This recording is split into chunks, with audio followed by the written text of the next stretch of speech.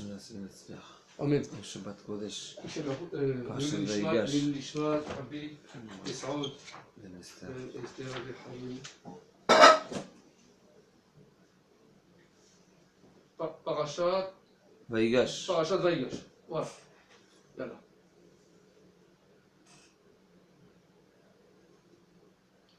Alors juste pour introduire un petit peu le sujet que Laura va parler dans le Shuvei Pinchas, ça va être la particularité de la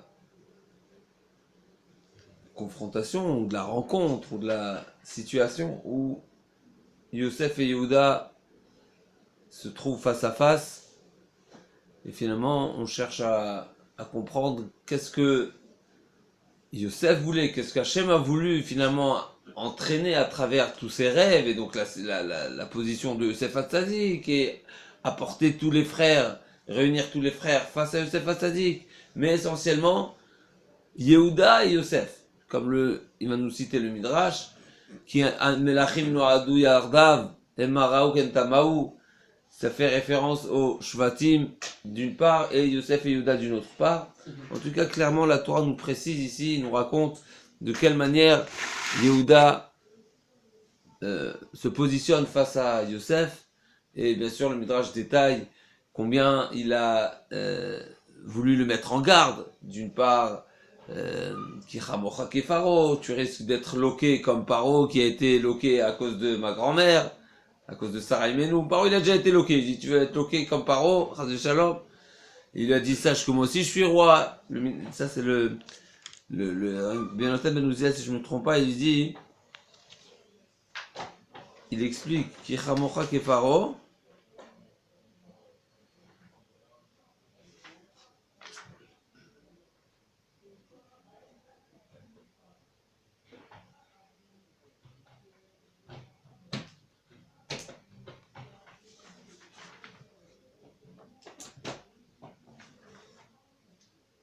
Non, pardon, Targum Yerushalmi. Excusez-moi, je ne dis pas de bêtises.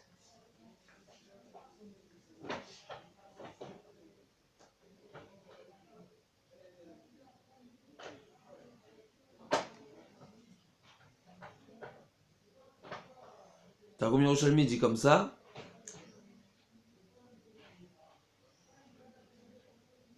Il dit peut-être t'as pas entendu ce qu'on a fait à Shechem. Peut-être t'as pas entendu que je suis roi en Eretz Kenan. Il dit comme ça le Targum Yerushalmi. Dilma, o Dilma Deloy Shtem Alach, on t'a pas fait entendre Velot Nelach, Arum Malkin Vesheltoni Anak Evatar Baradiknan. Peut-être t'es pas au courant que moi aussi je suis roi. C'est intéressant, c'est-à-dire finalement, clairement on voit dans le Targum que c'était cette confrontation, c'était pas seulement je suis fort et j'ai la possibilité, puisque comme on voit qu'il a envoyé Naphtali, le Midrash il nous dit qu'il a envoyé Naphtali pour compter le nombre de marchés, de shvakim qu'il y avait en Mitzraïm, et quand il est revenu, il a dit il y en a 12, il a dit ben, chacun vous allez prendre un, moi j'en prendrai 3. Et on va abattre tout Mitzraïm, etc. Donc il n'y avait pas seulement cette facette et cette expression de force, mais c'est une expression finalement de malchut. Et Yehuda clairement il dit à Yosef Hatzadik, sache que je suis autant roi que toi.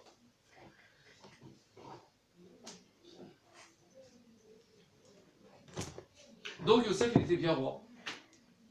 Sur Israël, en tout cas sur Israël, il a été roi. Après, parce qu'ils sont venus, Tahata Shilton, de sous ça. C'est lui qui a dirigé Israël. Ouais, finalement, c'était ça les rêves. Les rêves, c'était que tout le monde se prosterne. Donc, ils ont reconnu ça. Alors, comme ça, il nous cite le Midrash. Le Midrash qui dit comme ça. Kine Amelachim Noadou. Les rois se sont entretenus. Ze Yehuda et Yosef. Ça fait référence à Yehuda et Yosef. Avrou Yardav. C'est quoi Avrou Yardav, c'est pas qu'ils sont passés. C'est Avrou, c'est une nation Evra. Une nation, ils se sont énervés. Zenitmale Evra alze, mais Zenitmale Evra alze. Alors c'est intéressant que le Midrash nous dit que c'est dans le double sens, alors qu'a priori on voit que d'un sens. Puisque Yosef, a priori, le Midrash, il a l'air de nous présenter Yosef un petit peu passif, un petit peu sur ses gardes, mais pas plus. Alors c'est vrai qu'il a demandé à Ménaché de faire preuve de force aussi, et il a été capable de casser le pilier qui était sur lequel il se, du palais ou de la chaise. Donc, mais pas plus. On n'a pas vu chez Yosef qui s'est, par contre, Veigash, c'est la Shon Milchama, il était prêt à faire la guerre. Mais Yosef, on n'a pas vu. En tout cas, comme ça, le Midrash dit, Zenit Malevral, Zenit Malevral, les deux se sont énervés l'un sur les autres. Hema Raou Kentamaou. À qui ça fait référence? Hema Raou Kentamaou. Ça fait référence aux Shvatim, qu'ils ont assisté, et ils ont rien dit. Vaitmeu Anashim Ishel Reaou. Alors, ce pasouk-là, il est pas, il a double sens. Vaitmeu Anashim, il n'a pas été dit au moment de la rencontre entre Yehuda et Yosef. Il a été dit plus tôt, quand ils ont trouvé, quand ils trouvaient les pièces dans leur sac. Mais le Midrash utilise ce pasouk pour nous dire que les frères, finalement, les Shvatim, ne faisaient pas partie, si on veut, de la situation, de la confrontation entre Yehuda et Yosef. Velo yachlu enav nivalu nerpazou, le pasuk qui dit Velo yachlu echav lanototo ki nivalu panav. Donc echad al echad, vraiment tous les mots du pasuk ils sont repris, si on veut, dans le Teilim, et ça fait référence justement à l'histoire de Yehuda et Yosef. Re'ada chazadam sham elu ashvatim. Qui est-ce qui a eu peur? Re'ada, c'est trembler. C'est les shvatim. Amrou Melachim Midianim Elohim Elou, il y a deux rois qui se... Shamaï. Ouais. Medainim. Medanim, Yacholiot. Si c'est Medanim, oui, c'est une... Ok. Anou Mer Patlanou. Nous, en quoi ça nous concerne? Yehi les Melech Medayen, Yahe les Melech les Medayen, Im Melech. C'est un problème de roi. Mais c'est bien, c'est entre, ils ont le même niveau, ils ont le même statut finalement, et donc c'est juste que eux ils soient en discussion et nous on se met de côté. Alors c'est intéressant d'abord de réaliser. Ils ne sont pas séparés. Quand on voit quelqu'un qui se bagarre, voilà, c'est ma question depuis des années. A priori justement ils ont réalisé qu'ils ont senti qu'ils n'étaient pas capables. Ils n'étaient pas capables, ils n'étaient pas à la hauteur. Il y avait d'autres forces ici. Ça gourre. Donc clairement, on voit ici que tous les frères, et ça c'est intéressant, ont assisté, si on veut, comme des spectateurs, une scène qu'ils ont perçue comme si il y a deux rois qui sont en train en ne sachant pas encore que c'est Yosef. Mais ils vivent justement deux forces, peut-être c'est deux pôles, peut-être pas, peut-être ils ont un point commun, bien sûr parce que c'est des frères d'abord, mais... Et ils ont assisté, comme des... On n'est pas à la hauteur de nous mêler, de prendre part dans les querelles entre les rois. Alors il y a un midrash intéressant, il nous rapporte le midrash dans le midrash Tanchuma qui dit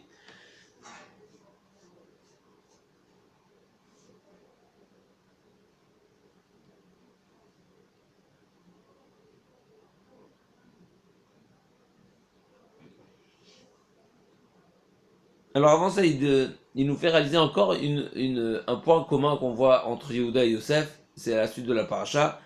Yaakov Avinu, quand on lui annonce que Yosef c'est le roi, il a dit ok, je vais aller voir mon fils.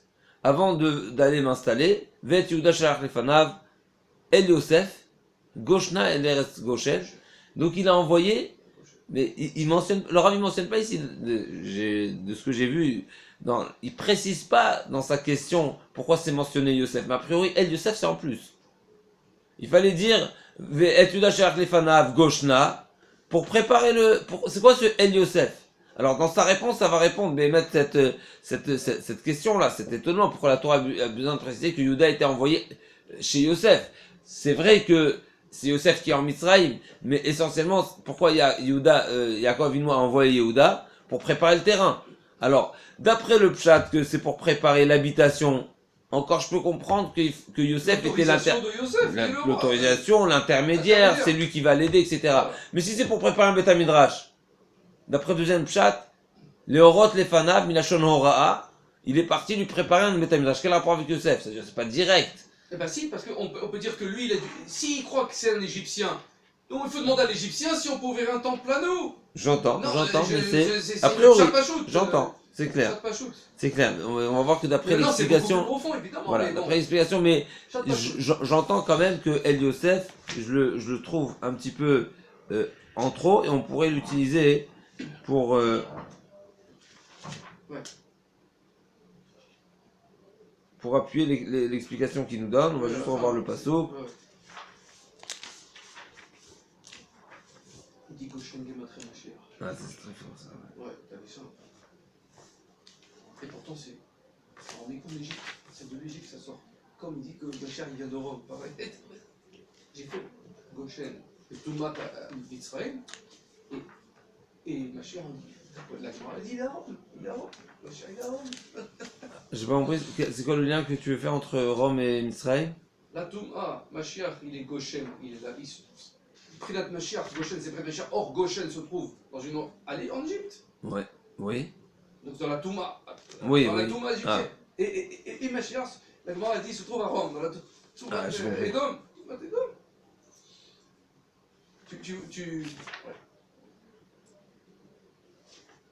Alors, je cherche juste le passouk de Et Yehuda Shalach Lefanav. Et Yehuda, c'est la Shishi. Et Yehuda Shalach Lefanav et Yosef, Leorot Lefanav, Goshna, Ve'avur Arza Goshen.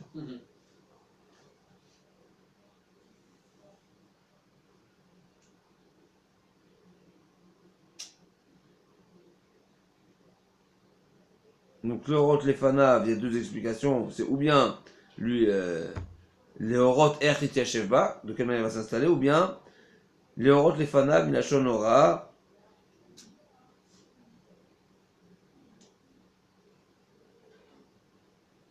Ok.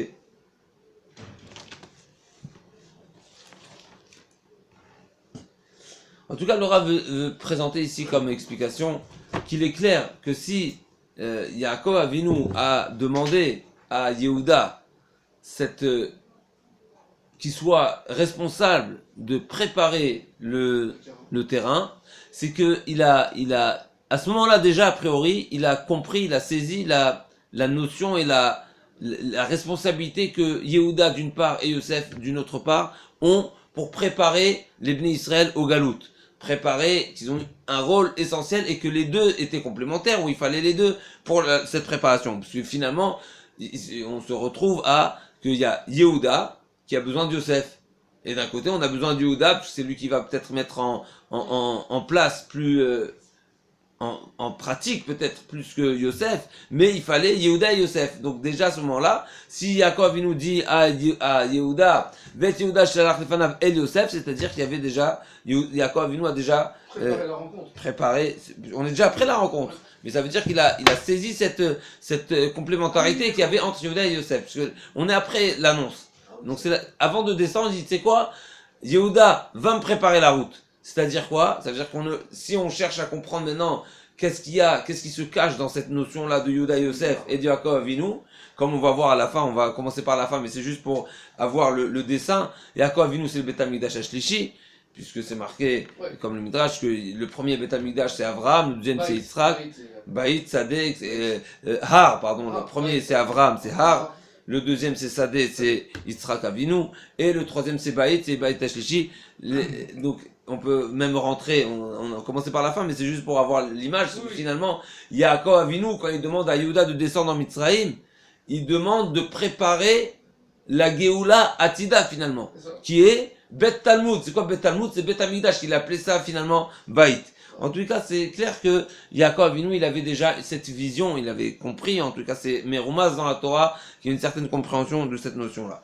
Alors pour nous expliquer le lien qu'il y a entre Yosef et Yehuda, d'une part, ou le besoin qu'Hachem avait de les faire rencontrer de cette manière en Mitzrayim, il nous fait une Akdama que le Megalé Amukot dit sur le Pasuk Vayera Elav Hachem Belon et Mamre. Le Megalé Amukot dit que dans ces mots-là, Vayera Elav Hachem Belon et Mamre, il y a un remez des Arba Galouyot. Et sur ça, il dit, c'est ce qu'on dit tous les jours dans la Tfila, Vayera Elav Hachem Belon et Mamre, on dit tous les jours dans la Tfila, Umevi Goel Livne Venem, Leman Shemo Be'ava, qui fait référence à la première bracha, bien sûr, c'est Neged Avram Avinu, Magen Avraham. Et dans ces mots-là, il y a le remez des Arba Galouyot. Umevi, qui est Madai Mem, Madai Bet, c'est Bavel, Yud Yavan, et Edom, Aleph Edom. Kakesh Baruch Hu, finalement, qu'est-ce qu'on dit dans la Tfila tous les jours? Umevi Goel Livne Shemo Be'ava, Kakesh Baruch Hu, il nous sort de ces galouillottes, donc on remercie, on prie, on demande à Hachem qu'Hachem nous sorte de ces galouillottes. Les ma'an shemo be'ava, on trouve dans d'autres psukim, il va nous citer d'autres psukim, où il y a ce remez des 4 galouillottes, comme c'est marqué que les Bnei Israël, Tzion b'mishpat, Tipade, Veshavea b'tzedaka, que c'est grâce à la tzedaka que nous allons mériter à la dernière Géoula. D'ailleurs, on voit aujourd'hui, Baruch Hashem, en Eretz Israël, il ne manque pas des Gmachim, comme plusieurs rabbinim m'ont fait remarquer. On peut trouver dans tous les domaines, tous les besoins, des organisations. Ce n'est pas seulement des organisations, c'est des associations énormes. Sans parler de Yad Sarah, qui est une aide importante, mais c'est révolutionnaire comme notion. C'est des choses qu'on trouve nulle part. Et c'est que des bénévoles. C'est incroyable de voir combien les Bnei Israël prennent part de ces associations-là, avec bien sûr, on va pas parler des distributions des paniers de Shabbat, tous les Shabbatot, et des personnes qui reçoivent des aides pour les soins, et toutes sortes de gmachim. Il y a un annuaire, dans les annuaires, il y a des pages entières de gmachim, bien sûr, tout le monde sait combien c'est. En tout cas, on espère, Bezrat Hashem, que, Baruch Hashem, les Bnei Israël ont cette générosité et cette avat ishedreu, avatrinam, et que il est, Bezrat Hashem, que Hashem voit tous ces maaseh chassadim que nous faisons entre nous. Et pas que d'ailleurs, parce que même ça déborde.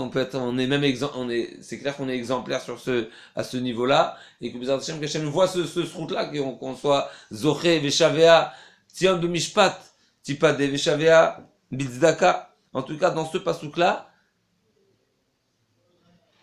Melech, b'mishpat, Ya'amid Eretz, aussi on retrouve le pasouk.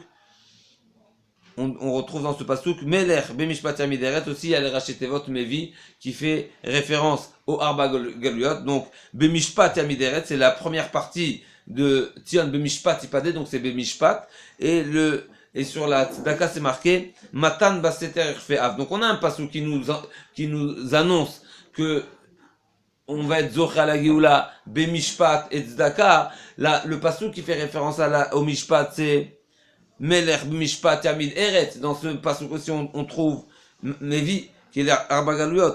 Et le pasouk qui fait référence à la tzedaka, c'est Matan baseter irfe'av. On sait bien que la tzedaka, elle a plusieurs niveaux. Et la personne qui donne, qui fait une tzedaka baseter, c'est le haut niveau de la tzedaka, qui ne sait pas à qui il donne, et le receveur ne sait pas aussi de qui il a reçu. C'est le Matan baseter, c'est la tzedaka par excellence. Et c'est sur celle-là c'est marqué Matan baseter irfe'af. Il aura la possibilité d'être kofé, ça veut dire le mettre en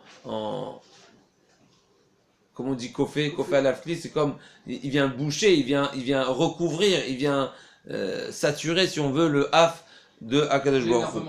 Et donc on voit que clairement c'est encore une fois sur Remez là des Arba Galuyot, que par le mérite du Mishpat Tzedaka on sera Bezrat Hashem sauvé. Alors dans ce pasouk là aussi, Vayera Hashem Elav Elonim, vrai aussi on trouve les Arba Galuyot qui sont Vayera Elav, Aleph c'est Edom, Hashem Yavan, Beloné c'est Bavel, et Mamre c'est Madai. Alors là ils sont pas en ordre, c'est intéressant, mais c'est pas dans l'ordre de Mevi, mais en tout cas ils sont encore dans il a commencé par Edom. On dirait même qu'ils sont en désordre. Ils sont Mevi, ils sont exactement en désordre. Ils sont c'est pris à l'envers des Arba Galuyot. À l'envers des Galuyot. Edom d'abord. Donc la Mashpala Tzedaka, elle va réparer Edom en dernier. Pourquoi? C'est la dernière en vérité. Donc c'est la première qui est citée, parce que c'est la dernière en vérité. Moi je le vois comme ça. Alors, il rapporte une question ici Ouais. du Harizal, si je me trompe pas. Pourquoi, quand on parle à chaque fois des Arba Galouyot, et ça on retrouve dans plusieurs Midrashim, dans plusieurs Memrot, chaque fois les Chachamim, nos sages nous trouvent des allusions dans les psukim qui parlent des Arba Galouyot. À chaque fois on parle de Arba Galouyot, à savoir Madaï, Bavel, Madaï, Yavan et Edom, les quatre. Qu'est-ce qu'il en est avec Galout? Les quatre exils. Il a fait mort des quatre exils. Les quatre Galouyot, c'est les quatre exils que le peuple d'Israël a traversé et est en train de traverser. Le dernier qui est celui de Edom, qui est Et Rome. Rome. Et la question qui se pose, c'est pourquoi il n'y a pas, on ne fait pas référence et on ne rappelle pas le Galot Mitzrayim, qui a priori a été le premier. Pourquoi on ne le rappelle pas? Il n'est pas mentionné, il n'y a pas d'allusion à son sujet. Et la réponse du Harizal est de dire que le Galot Mitzrayim, elle compose, si on veut, et elle est la mère de tous les galouillottes, et à Tkédikar que ça fait référence au Kutso Sheliud qui est au-dessus encore, qui est comme si qu'il les collait les Arba Shemot, et là on va rentrer finalement dans déjà un début d'explication, que dans les Arba Galouyot, Hachem, par gentillesse, par Achamim, voilà, il a partagé les Galouyot, mais dans chaque galoute, dans chaque exil, il y a une lettre du nom d'Hachem qui est là pour nous aider à nous en sortir. Parce que finalement, quand on parle du galoute, on ne parle pas seulement de la fin du galoute, mais on parle de toute la période qui est traversée, le monde qui est galoute. On a besoin d'une aide particulière d'Akadosh Baruch Hu. Alors c'est vrai qu'Akadosh Baruch Hu, comme si on pourrait dire qu'il ne se fait pas voir à nous par les quatre, par son Shem d'une manière entière, puisque comme c'est marqué dans la Torah, qu'il y a Al-Keska, que tant qu'Amalek est là, le nom d'Hachem n'est pas là. Ça veut dire qu'on voit clairement que quand les Goïms, ils ont un dessus, quand les nations ont un dessus sur le peuple d'Israël, eh ben c'est considéré que l'expression d'Hachem n'est pas entière et comme si qu'elle est à moitié. Donc dans chaque galoute, on ne vit et on ne perçoit et on ressent l'aide d'Akadosh Baruch Hu d'une partie du nom d'Akadosh Baruch Hu.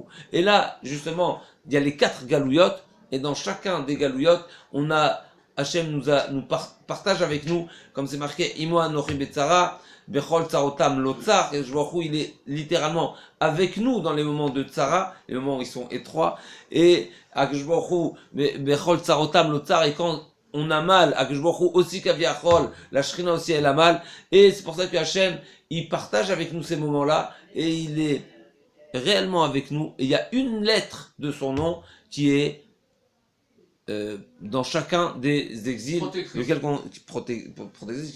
qu'on traverse. C'est ça. Caractéristique de son.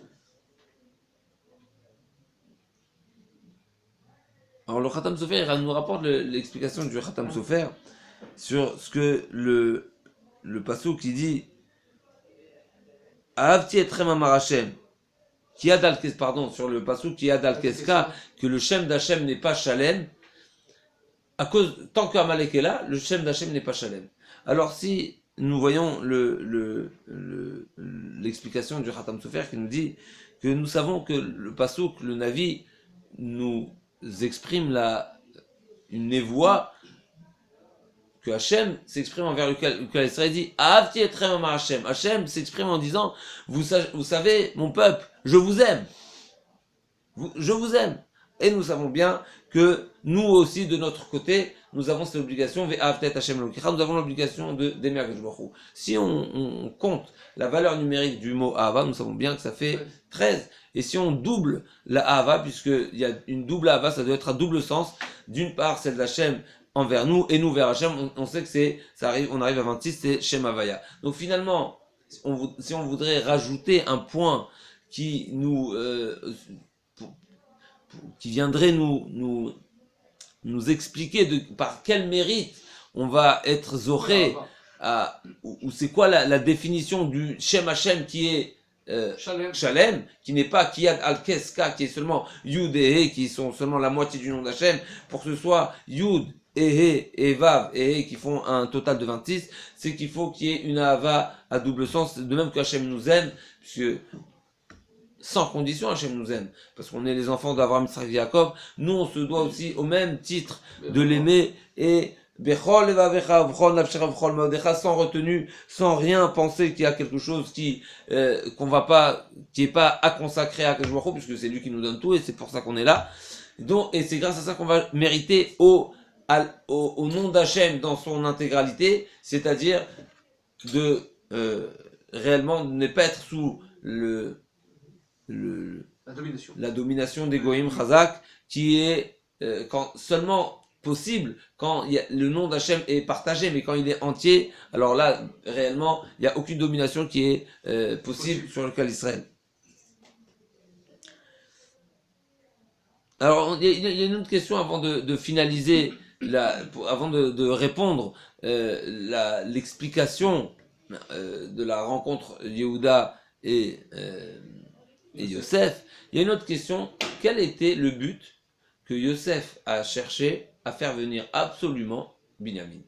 A priori, les rêves se sont déjà appliqués. Les rêves se sont déjà réalisés. C'est-à-dire, on peut pousser encore plus que ça. Une fois qu'ils sont tous venus, ok, il a voulu faire venir Binyamin, Binyamin est venu. Alors là, le Rav, il va pas traiter exactement cette question, mais finalement, on voit que il s'est pas suffi de faire venir Binyamin, puisque une fois que Binyamin est venu, et lui aussi s'est prosterné, il a mis son verre. On appelle ça sa coupe qui était privée, sa coupe privée. Donc on voit que il s'est pas suffi seulement de faire venir Binyamin. D'abord, donc première question, pourquoi il fallait faire venir Binyamin.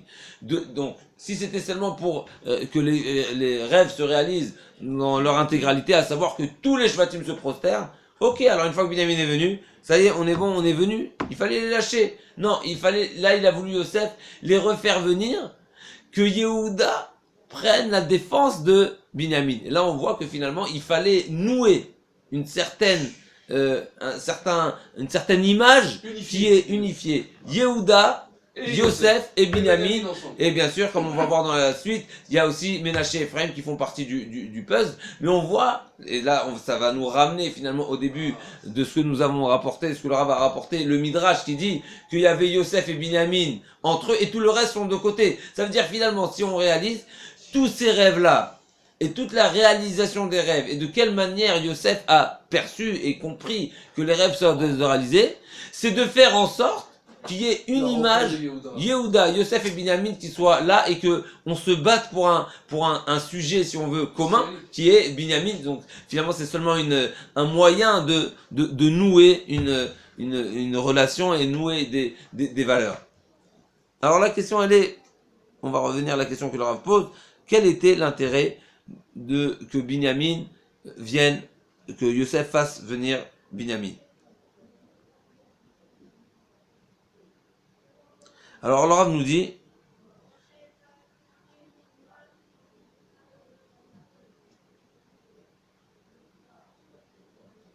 il nous rapporte le Rashi qui nous dit, Ele Toldot Yaakov Yosef.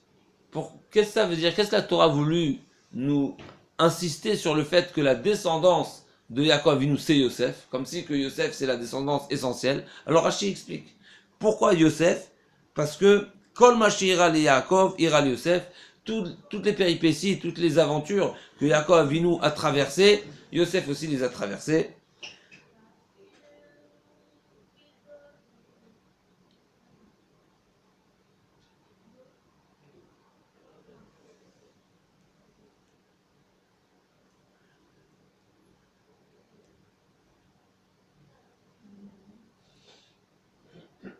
Juste avant ça, on a oublié encore un autre pasouk dans lequel il nous fait relever le Rav que dans le pasouk Vayeshev Yaakov be'eretz megurei aviv, aussi on a les lettres Mevi Yaakov be'eretz megurei aviv.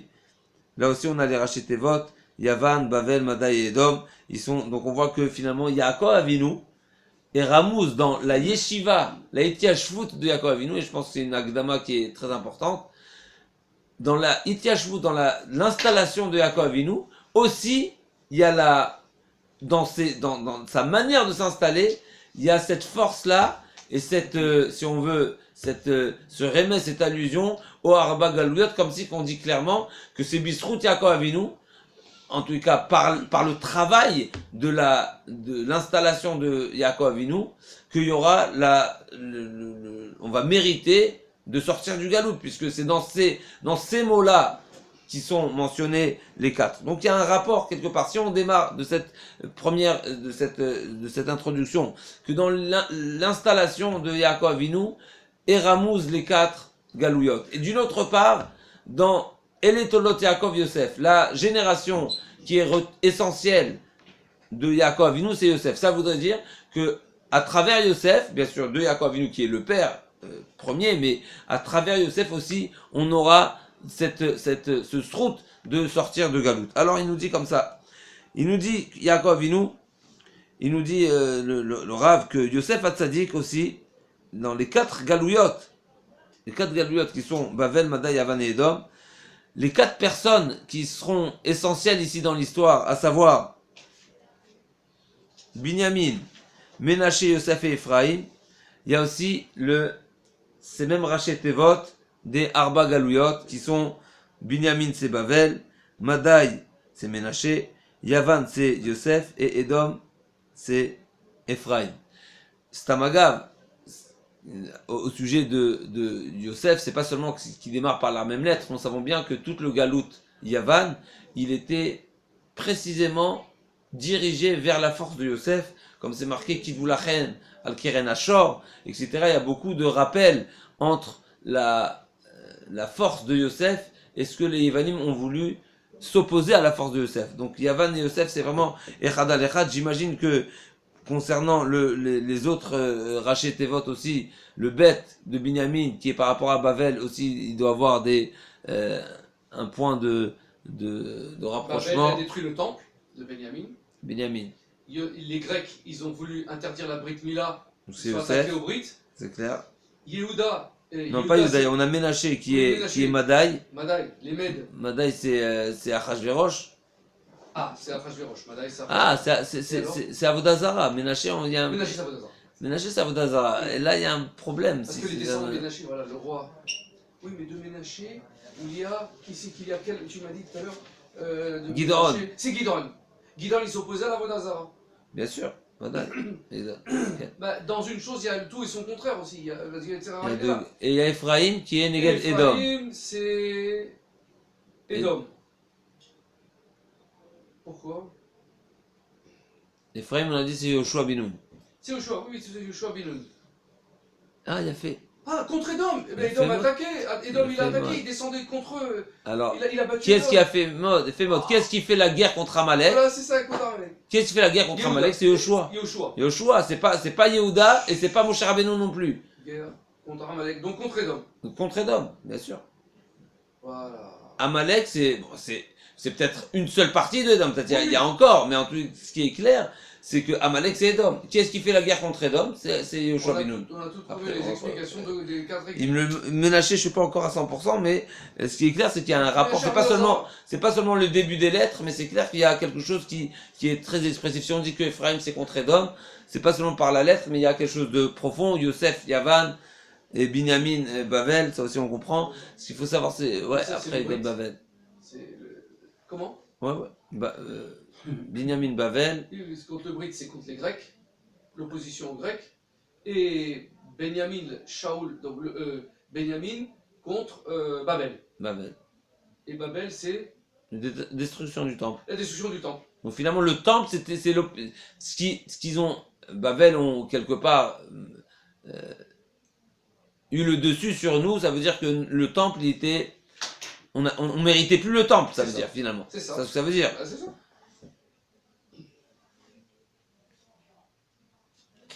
Alors pour revenir dans le Galout Mitzrayim, comme nous avons dit au nom du Harizal, c'est que le Galout Mitzrayim n'est pas mentionné en tant que Galout particulier, mais c'est un Galout mère. Et c'est pour ça que quand on parle des Galouyot, on parle des cadres. Par contre, Mitzrayim, exactement, il y a tout en même temps. Alors c'est possible aussi qu'on n'était pas encore peuple, donc il y avait une autre définition. On n'était pas encore les quatre Galouyot. C'est un Galout une fois qu'on est exilé par rapport à notre arriver en Eretz Israël par rapport au Beth Amikdash, etc. Là, on est avant. En tout cas, ce qui est rapporté dans le Harizal, c'est que dans le Mitzrayim, tout était composé. Donc, finalement, et c'est de cette manière-là qu'il explique aussi que les Arba Kosot qu'on boit à Pessah, c'est les 4, ça fait allusion à la Géoulat Mitzrayim qui contenait les quatre Galouat, et on souhaite qu'Hachem nous sorte, de même qu'il nous a sorti de Mitzrayim, Ar Enu Niflaot, par la même Hachem, mais c'est par la manière de vivre la fête de Pessah, qui est des mitzvot qui sont des multiples de 4, comme les 4 questions, comme les Arba Leshon Shel Géoula, comme les Arba Banim, etc. Donc toutes ces mitzvot de 4 finalement qui seront une manière de nous réveiller à la tchouva et à mériter la Géoula du Galout, qui est composé aussi de 4. On voit que nos patriarches, ils ont supporté les 4 morts. Avraham, le feu, Yitzhak, le couteau, Yaakov, je ne me souviens pas. Bon, Bekitsour, Mitzrayim, il contenait, on a déjà fait le travail pour supporter les 4 galouillottes qu'il allait avoir après. Mitzrayim, il était là comme prélude, comme vaccin, on va dire, pour la suite. De la même façon, Abraham, je sais on a supporté la mort par le mérite de nos pères. Le feu, Abraham. Le couteau, c'est Yitzhak, c'est sûr. Yaakov, par quoi? Skila, Srefa. Donc il nous manque Skila et Chenek. Je ne vois pas, mais ton père nous avait expliqué, à la vache à la nous a expliqué de qui est-ce qui a fait la préparation. Oui, il y a les pierres. Il y a les pierres, il y a le pierre de Vaïgal et Taeven. Mais on voit pas le... Ah, le coup qu'il a voulu. Oui, il a voulu le mort. Mort de coup, il a voulu étouffer. Alors c'est quoi? C'est Chenek. C'est Chenek. Il a fait modèle 4e. Après. Il nous manque ce qu'il a. C'est pas Yosef qui a été jeté dans le bord, par hasard, dans le bord, parce que c'est Yosef après la suite. Oui, s'il a été jeté, Chazak, c'est commode, Chazak, Yacholiot. Ça peut. La pierre, il était mis par terre il est jeté par terre dans la pierre. Bon, enfin, je sais pas. Ashiro toi bord, Chazak.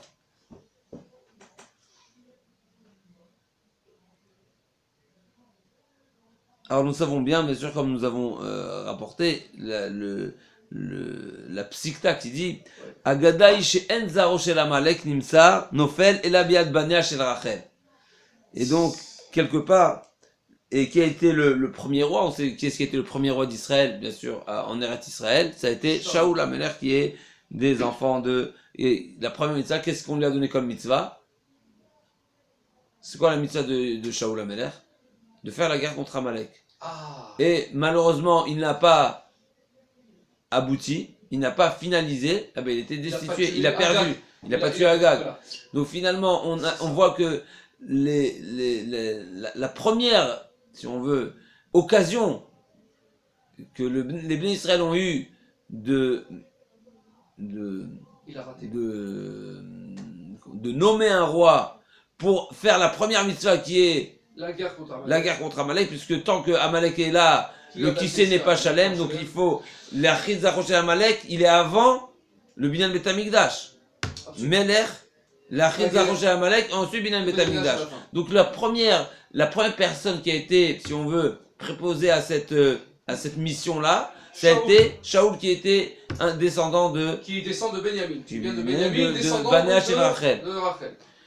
Et malheureusement, ça n'a pas abouti, mais on voit que finalement que les enfants de Rachel sont là, ont cette mission et cette préposition à annuler la force qu'on espère qu'il n'existe pas. Ça veut dire qu'on ne va pas lui faire de place. En ne faisant pas de Haverot, on ne va pas faire de place au Amalek, au Koach qui est négatif. Et donc on va mériter à la Géoula Bezrat Hashem. En tout cas, d'une part, on a clairement que les enfants, la descendance de Rachel, pourra s'opposer à Amalek. D'une autre part, on sait que Yehuda aussi, dans le nom de Yehuda, est composé le nom d'Hachem. Yudke Vavke, plus un Dalet qui fait allusion finalement au Arba Galouyot encore une fois. Donc là, on va commencer à réunir tous les points que nous avons détaillés. Finalement, on a clairement l'image de Yosef Hatzadik, qui est la personne, qui est la descendance de Rachel, qui pourra nous sauver, on a une Agada, c'est un enseignement connu que les enfants, et comme on a vu qu'à la naissance de Yosef Hatzadik, Yaakov Avinu a dit, ça y est, il est arrivé le moment où je dois partir, je dois quitter Lavan. Pourquoi c'est le moment où je peux quitter Lavan? Parce qu'une fois que Yosef est né, j'ai l'élément pour confronter Esav. Donc d'un côté nous avons Yosef Hatzadik qui confronte Esav, d'un autre côté nous avons aussi Yehuda qui est un élément essentiel pour nous faire mériter de sortir de cet exil. Alors c'est de cette manière que le Rav va nous donner une explication comment Yehuda a présenté son discours à Yosef Hatzadik. Il lui a dit Vaïgash elav Yehuda vemer bi Adoni. C'est quoi bi Adoni? C'est en moi,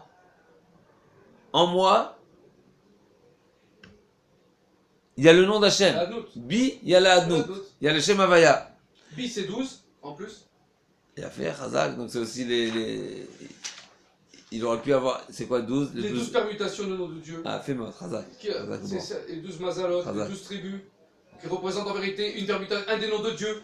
C'est ça qu'on parle toujours de l'aide du nom de Dieu en vérité, à chaque fois. Et Adnout 65, Chazak. Donc quand il lui a dit Bi Adoni, finalement il a mis en garde, on a une nouvelle explication.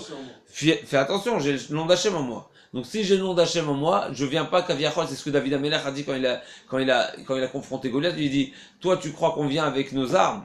Nous on vient, la guerre est à Hachem. Milchamotani Asiti, dit le Navi. Finalement c'est Hachem qui fait les guerres. Toi tu crois, tu es Mizalzel dans Marachot. Les Marachot, nous on vient pas avec la force, on vient avec le nom d'Hachem. Donc finalement Yehuda vient dire Bi Adoni, moi j'ai le nom d'Hachem en moi. Donc fais attention, ça veut dire je viens pas, je défends pas Kaviachol, je viens pas Magahava, c'est pas moi qui viens, tu te confrontes pas par mon nom, mais par le nom qui est dans mon nom, qui est le nom d'Hachem. Tu t'attaques à Dieu. Parce qu'il savait pas encore que Yosef c'était un juif, lui il croyait que c'était un égyptien qui voulait mettre les bâtons dans les roues, donc il dit attention, tu t'attaques à Dieu, tu t'attaques pas à moi. Exactement, c'est intéressant parce que c'est exactement ça ce que David Amelech a dit à Goliath. Il dit, quand tu t'attaques au Bnei Israël, tu t'attaques à Hachem. C'est terrible. Je me pose la question des fois, est-ce que le goy il est conscient de ça ou pas? C'est-à-dire, il est possible que lui, Bichnal, il sait pas ce qu'il... Il a même pas une notion. Mais ce qui est clair, c'est que nous sommes les représentants. Donc quelque part, s'il s'oppose aux représentants, c'est que tu remets en question l'expression d'Hachem sur terre, et qui est par livre. Donc de qui? Non mais c'est ça. C'est la caractéristique d'Israël. Le monde entier nous appelle le peuple du livre. Le livre. Le livre du qui? De Hachem. Le livre d'Hachem. Donc d'Hachem. Razak.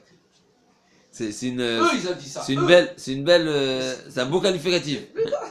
Il n'y a pas plus beau, bien sûr. Alva, bien sûr, ça veut dire on est. Le livre.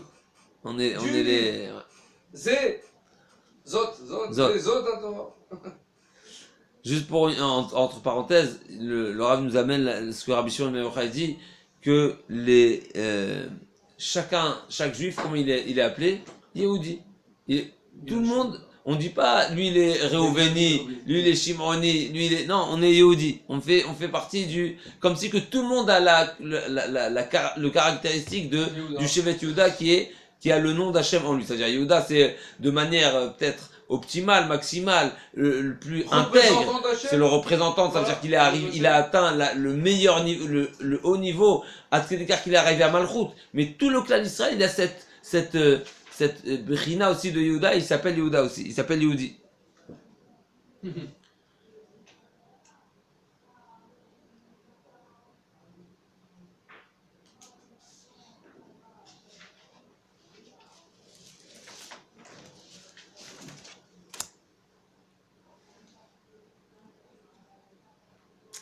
Pour revenir, et on va essayer de conclure avec cette idée que nous avons déjà citée au début, mais finalement, si on se pose la question maintenant, qui est la dernière paracha de la concrétisation des rêves, qui est vraiment exprimée au sens propre, on cherche à savoir quand même, la question qui se pose, c'est qu'est-ce que Hachem voulait et qu'est-ce que Yosef Hatzadik a compris dans cette volonté d'Hachem de lui faire voir de quelle manière il fallait se préparer à la descente en Mitzrayim, qui est finalement ce que Hachem a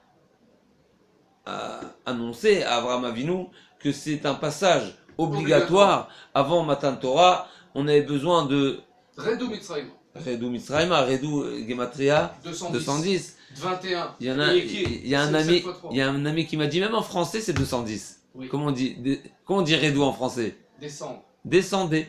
210. 210. 210. Non, mais Redou, c'est 21 fois 10. C'est 21 fois 10. Et il s'est fait connaître à Moshe sous Eke, parce que Eke, Hacher Eke. Eke fois Eke, 420. Emet, Gematria Emet. 421, pardon. Eke, Hacher, 21 fois 21, Emet. 441. 20 fois 21, 441, c'est Gematria Emet. Je vais vous montrer le Emet. Mais il fallait passer par la réparation de Eke. Parce que vous avez cassé les trois mondes. Vous avez cassé Asiya, Yetzia et Bria. Atzilut, on ne peut pas le casser. Vous avez cassé les 7 x 3, les 70 x 3, on va dire. Les 70 x 3. Les 7 sphirotes cachant les 10 sphirotes qui cachés à l'intérieur. Vous avez tout cassé. Il faut réparer le Eke. Alors 210. Non, c'est un autre Jules Épinaras qui raconte ça. Chazak. Sur le Eke.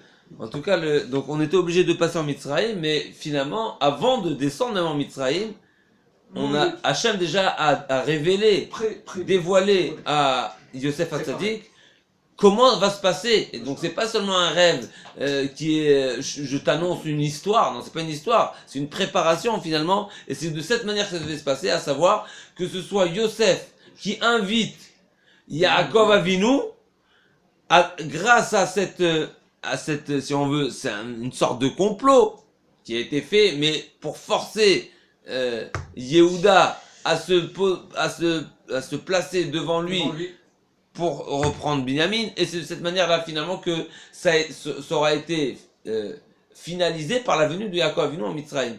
Mais de quelle manière ça a été finalisé? Avec une préparation. Ve'et Yehuda shelach lefanav. Donc il a envoyé pour préparer. Exactement. Finalement, on voit des plats,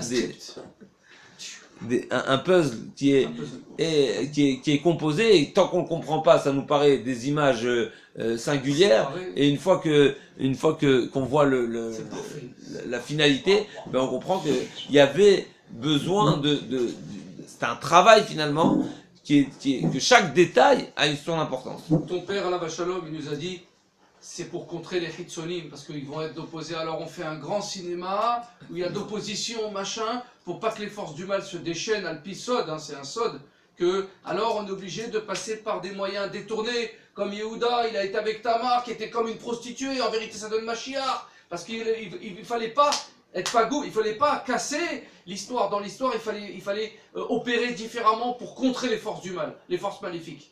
De la même façon, Yosef, qui est Mashiach ben Yosef, il rencontre Mashiach ben David, il rencontre Yehuda. Et qui est-ce qu'il y a au milieu? Benyamin, le temple, le troisième temple. C'est là. Donc on va revenir avec ce qu'on a démarré. Le Midrash finalement il dit que les frères, une fois qu'on a goûté un petit peu, on a essayé de détailler que Yosef il a une particularité qui est Neged les Arba Galouyot. Yehuda aussi il a le Shem chez lui, en lui qui est les Arba Galouyot. Donc les frères ils disent finalement c'est eux les acteurs principaux, c'est eux qui ont la mission essentielle de nous préparer au Galouyot. Nous on se met de côté. Yardav, d'une part il y a Yehuda et Yosef qui sont principalement la préparation du Galout. Nous on se pose du côté.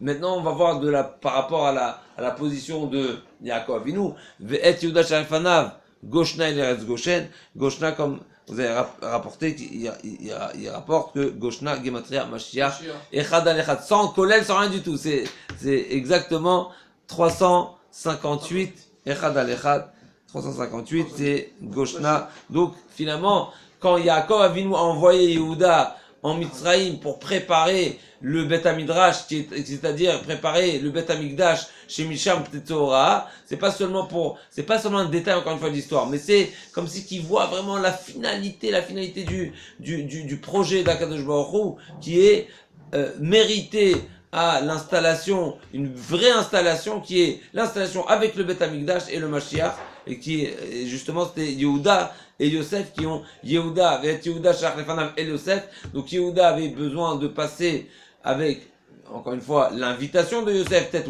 ou l'acceptation ou l'aide de Yosef pour construire ce Bet Hamikdash, donc ce Bet Hamidrash qui est peut-être une allusion, la maison d'Hachem, exactement, la maison d'Hachem, avant le Mishkan, c'était Goshen, Eretz Goshen, c'était la ville des Israël, ensuite c'était le Mishkan, ensuite le Bet Hamikdash, et nous attendons le Bet Hamikdash Hashishi, Bezrat Hashem. Amen. Ce qui est incroyable, c'est que 358 Mashiach, c'est la même gématria que Nachash, le serpent. Or, l'Égypte se caractérise par le serpent. Ton père, Alav Shalom, nous a dit, Tanina Gadol. Tanina Gadol, c'est qui? C'est l'Égypte. La caractéristique de l'Égypte, c'est qu'ils ont pour symbole, même l'empereur d'Égypte, il a un serpent là et un serpent sur le bras, partout il y a un serpent. Qu'est-ce que ça veut dire? Parce que, en vérité, c'est la réparation de la faute du Brit. Mamash, pourquoi? Parce que ton père Alachon nous a dit que Eli Elité, la première femme, quand elle a fauté avec le Nachash, elle s'est enfuie où? En Égypte. Et elle a fondé la dynastie égyptienne. Lui, il nous l'a expliqué, on l'a vu dans le Merhamleuz aussi qui ramène ça, et il nous l'a expliqué, Alachon nous a dit, c'est ça. Donc nous, on est parti, le Ham Israël, il est envoyé dans l'endroit le pire pour faire la réparation du Nachash. De même, Amalek, quand il attaque Israël, il coupe les brides, il les jette en l'air et dans l'épée, elle a deux serpents entrelacés qui ouvrent leur gueule pour boire le sang de Ham Israël et ils le jettent en l'air à Hachem. Mais leur épée, il y a un Nachash entremêlé dedans. C'est le Jules Piras qu'on avait fait avec ton père Hachem. Et quand Moshe Rabbeinu n'a pas fait le Brit Mila, il a été attaqué par le Nachash. Il y a un serpent qui a voulu l'avaler vivant. Donc en vérité, l'Égypte, on revient en arrière dans l'histoire, on a attaqué les profondeurs spirituelles de la force du Nachash qui s'est installé là-bas. Qui a eu les enfants, la descendance avec Eli Elité, qui est les Égyptiens, qui est la Pritsout, qui est justement... c'est les fautes sexuelles, on va dire en français pour que les gens y comprennent. Et donc on nous a descendus là-bas pour réparer la faute du monde. D'ailleurs on l'a réparé, on a eu la Torah, mais à cause de la faute du Vaudor, c'est reparti dans les fautes du Nachash, il a été réactivé, on va dire, réactivé. Alors juste pour finir, le Rav nous dit, il vient expliquer un midrash très étonnant, que c'est marqué, le midrash dit au sujet de Yehuda, sur le pasuk, Ve'et Yehuda shalach lefanav, le midrash demande, Yelamdenu Rabbenu, et matai mevarchim ala ner b'motzei Shabbat. Quel rapport y a-t-il entre la question de l'élève qui demande à son Rav, qui a priori traitait la paracha de la semaine, il lui dit, Rav, à partir de quand on fait la bracha de Meoreh Haesh, Motzei Shabbat à l'Avdal? Quelle relation il y a? C'est marqué que il faut Shoel Kainyan ou Meshiv Kalachal. Le Talmud il doit poser une question qui est dans le sujet. On ne pose pas une question hors sujet. Donc si le Midrash a posé la question entre l'allumage des bougies et Yehuda Sharifanav, a priori il faut comprendre une relation entre les deux. Alors nous savons que Motzei Shabbat, nous avons l'habitude de chanter, de prier, de demander Elio Hanavi. Quel rapport avec la question, avec l'attente si on veut, ou l'expression d'attendre Elio Hanavi Motzei Shabbat? Alors nous savons bien que la Gemara dit que si les Bnei Israël, deux Memrod il y a dans la Gemara, il y a plusieurs Memrod, mais on va citer deux Memrod qui sont dans la Gemara, Ilou Shamrou Bnei Israël Shabbat Rishona, En Uma Velashon Sholetet Baen, si je ne me trompe pas. Amar Rav Yuda Amar Rav, Ilma Shamrou Israël Shabbat Rishona, Lo Shalta Baen Uma Velashon. Si on avait respecté le premier Shabbat, observé le premier Shabbat, personne n'aurait pu sur nous. Donc on voit clairement qu'il y a une relation entre Shabbat et les Galouyot. Ça veut dire l'antidote du Galout, c'est Shabbat. D'ailleurs, c'est marqué que le Galout, nous l'avons mérité, si on peut le dire. On a été puni du Galout. Pourquoi?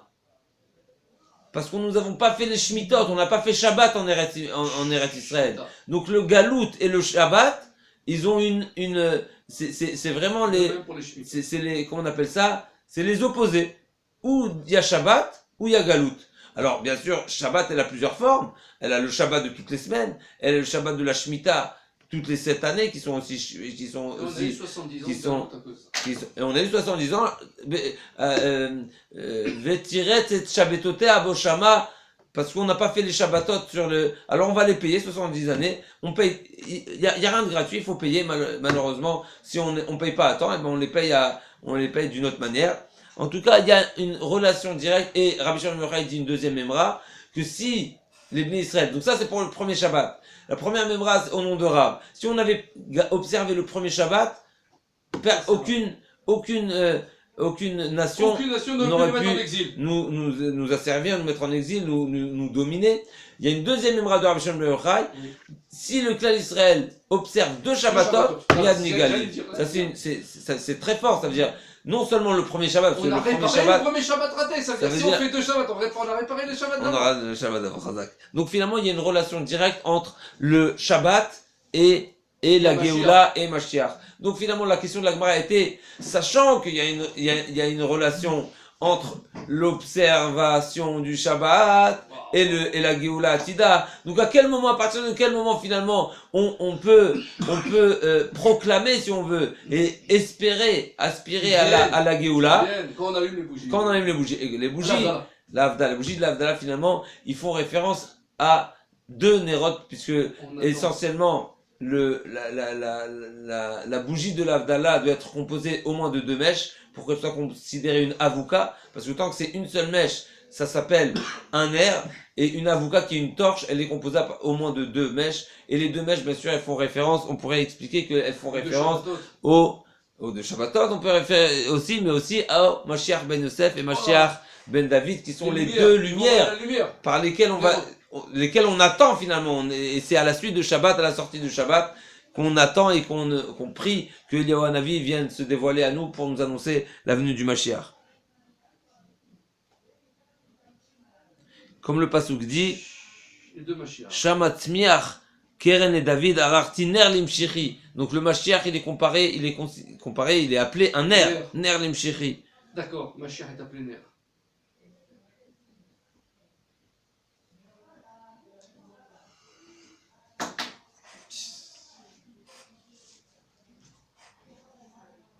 Donc en conclusion, pour revenir, il n'était pas très clair le déroulement, mais finalement pour revenir, il y a un sujet principal, c'est comprendre la volonté d'Hachem bien sûr, et à travers Yosef, de réunir Yosef, Ménaché, Ephraïm et Binyamin d'une part, d'une autre part, Yehuda et Yosef qui les deux ont cette force et cette particularité d'être un moyen de ramener le Mashiach. D'une part, Yosef, qui est le Bnei Rachel, donc avec Ménaché, Ephraïm et Binyamin, et Yehuda, qui est composé des 4 lettres de nom d'Hachem, et que, a priori, la force de Yehuda, en elle-même, sans Yosef, on voit qu'il a besoin, c'est composé, et Ménaché, Ephraïm et Binyamin. Lui, c'est tout seul. Donc c'est la malchoute de David qui, a priori, a une particularité, elle est peut-être plus puissante, ou elle est différente, elle est à un autre niveau. Et Révi la Merkava aussi, on voit que David Ameler, c'est le Révi, il est composé de 4, mais c'est aussi le 4e. Ça veut dire c'est la malchoute, c'est le final, exactement. Donc finalement cette confrontation c'était pour réunir les forces, à savoir Mashiach ben, ce qu'on attend, et c'est la force de Yosef et la force de Yehuda, les deux ensemble, et par le mérite bien sûr de Yaakov Avinu qui est le baït qu'on espère et qu'on attend mériter, qui est Bimera Biaminu, la construction du 3e temple qui s'appelle Baït, qui est Yaakov Avinu, et finalement Yaakov Avinu c'est le sémel de Ishtam Yeshevoalim qui est le Limud Torah. Alors c'est vrai que nous avons mentionné que Tzion Bimishpat Tipadeh V'Shaveh B'Tzedaka, qu'il y a finalement aussi des mérites qui est voilà, Mishpat et Tzedaka fait mode, que d'une part le Mishpat bien sûr pour connaître le jugement dans sa plus grande finesse, alors on se doit de s'investir dans l'étude de la Torah, et la Tzedaka sur lequel c'est marqué Matan Baseter Irfeaf, une personne qui exprime sa générosité en donne la tzedaka. En donnant la tzedaka, mais basséter, c'est-à-dire en discrétion. En discrétion, c'est une discrétion double. Non seulement que le donneur, il ne sait pas à qui il donne, et c'est le receveur aussi qui ne sait pas, pour ne pas faire honte. Et de cette manière, la mitzvah de tzedaka, elle est shalem. Et c'est pas une mitzvah de tzedaka shalem qu'on va mériter la Géoula Atida. La Géoula des 4 exils, puisque justement, Matan, tzedaka, Seter, ça fait même Mevia. Matan, basséter. Ça fait aussi Mevi. Ah, il y a fait non, oui, on n'a pas rappelé. Matan, Basseter, Irfeat, c'est aussi Mevi. Donc, Tzedaka, on a là. Il y a une force, même de la force, c'est même plus fort que la force des 4 exils. Voilà. Shabbat Shalom, le